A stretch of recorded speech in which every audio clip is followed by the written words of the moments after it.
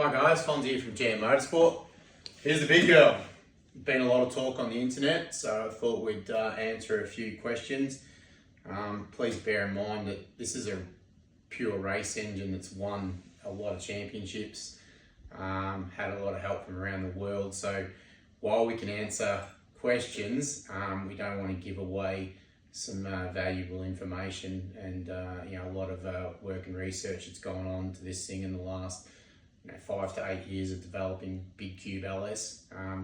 For guys that don't know, I was around in Street Machine and a few magazines. We built the world's biggest LS back in around 2014, 527 cubic inches. That's gone back to America now. I was probably the first person to start the big 500s. I did the 510s, 521, 527, and then we combined forces with CFE to build this 583, and then we've changed it. Blocks had some modifications. We're now up to 587.5 cubic inches. So it's a dedicated race engine. Been a bit of conjecture around, is it an LS? 100%. If you come in, that's a front LS timing cover, and the architect's basically off that as well.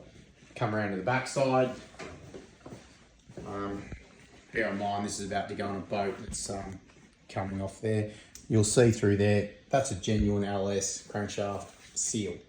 So it takes normal LS1 seal. Is it different? Yes, it's 30mm shorter than a traditional small block Chevy. If I had my way, I would probably hybrid the engines. There I've got another 600 cube that we're building. There's parts of the LS that we still like, and there's parts of the small block. So we'll probably be another 4th generation of collaboration of maybe changing things to get the ultimate small block, because they have their good points and bad points as we've done. This injector is done by Engler. We work with Engler and Kinsler. I have a lot of good friends in America that do help me out. Bryant Crankshafts, as it's CFE, guys at Kinsler and Engler. This one's full magnesium. People go, why is the cost in there? These are pure lightweight deals. So, there's either titanium, carbon fiber, magnesium, in these engines to make it work. This sump has a daily pump, but it has our pan made here in Australian GM Motorsport, and this is contoured, move that one, for our boat, for maximisation. So, there's a lot of hard work that goes on there, and a lot of hard work without giving too much away. A lot of windage problems we had in the LS that we had to overcome. So we've made billet things on the side of the block. We've changed the blocks. We've done a lot of things. Bore and stroke combination. A lot of questions. You do the maths. It is a genuine 587.5 cubic inches, and if someone wants to capacity test it, I'm happy to put 10 grand on the line as long as you are. But I don't want to give away the exact combination.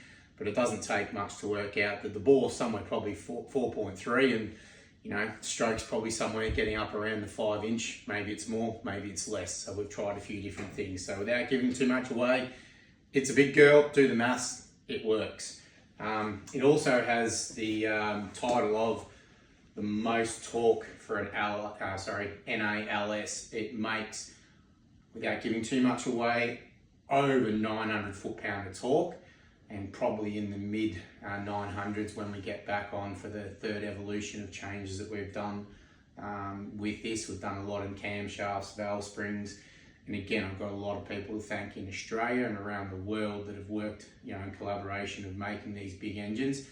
A lot of people just see us as we do the normal street stuff, head and cam, which we do, and customers get a really good bang for their buck. We're also into high-end engineering of some of these amazing engines that have been made. As I said, it's no easy feat to make some of these things work. So it's good to have a collaboration of people You know, some very smart people that work with myself to make these projects viable and also make them run. So, you know, one of these things had been running with the bottom end for 3 or 4 seasons. It had plenty of top end componentry in it. So guys, fire away any questions in the comments. It does run a magneto, it comes out of here. These custom drives are all made. It is obviously mechanical injection. Yeah, so that's the ins and outs of it. It does run Jesel rockers. We run several versions. We run aluminium, steel, titanium bars. It really depends on what. So there's a couple of different versions that we've floated around and done. But yeah, all in all, you know, it's a big girl. It's 587.5 cubes. We're very proud of it. Hope it will possibly appear in a world title boat to defend our world title. If not, we might have a 600, but this is tried and tested. Very happy with it, and Alice the Well.